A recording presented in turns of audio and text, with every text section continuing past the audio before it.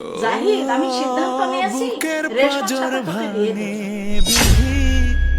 মা, রেশমা আমাদের বাসার কাজের মেয়ে, গরিব, অশিক্ষিত, আর তার বয়স অনেক কম।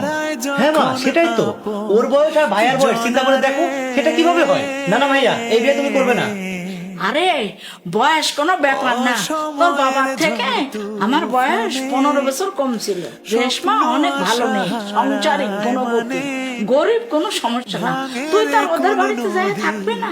এই মেয়ে আমার সংসারে থাকলে আমার সংসার সুখের হবে। কিন্তু মা, তুমি বুঝতে পারছো না, এই বিয়ে হওয়া সম্ভব না। আমার অনেক সমস্যা আছে। কোনো কিছু না, তোর কি সমস্যা? আমি যা বলছি সেটাই হবে, আর কোনো কথা না। ধিকি ধিকি জ্বালা বুকের মাঝে এর প্রেমের ফাগুনে গলে যায় মন মোমের মতো এখন কিভাবে কি করবো হৃদয়ে কিছুই তো বুঝতে পারছি না। মনে যন্ত্রণা এক কাজ করি, ভাইয়াকে সব খুলে বলি। তবু আশা কি থামে কিছু ভাইয়া, কিরে, কিছু বলবি? তুমি রেশমাকে বিয়ে করো না, এটা ঠিক হবে না। আরে তুই কেন এত ভাবছিস? কাজের মেয়ে হলেও তো ও মানুষ। আমার তো ওকে বিয়ে করতে কোনো সমস্যা নেই। ভাইয়া, তুমি বুঝতে পারছো না। আসলে আমি, যদি ভাইয়া রাগ করে, না কিছু না,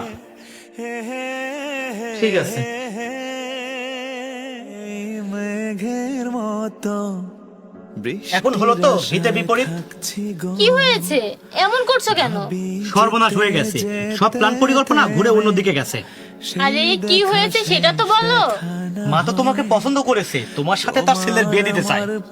আলহামদুলিল্লাহ, আমাদের এতদিনের চাপ পূরণ হয়েছে। কিন্তু এটা সর্বনাশের কি হলো? আমাদের বিয়ে হবে কেন? তুমি কি আমাকে বিয়ে করতে চাও না? আরে আমার সাথে না, মা তো তোমাকে ভাইয়ার সাথে বিয়ে দিতে চায়। কি বলছো তুমি এসব? ভাইয়ার সাথে মানে? আমার সাথে তোমার ভাইয়ার বিয়ে কেন দিবে?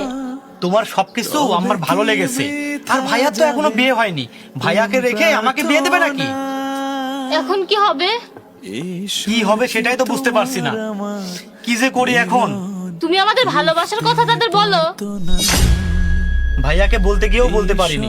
দেখো, আমি মরে যাব, তবুও তোমার ভাইয়াকে বিয়ে করতে পারবো না। লিখতে পারতো না ঈশ্বর কি তোমার আমার। মা, আমি বলছিলাম রেশমা তো আমার চেয়ে অনেক ছোট। তোমার যখন রেশমাকে ভালো লেগেছে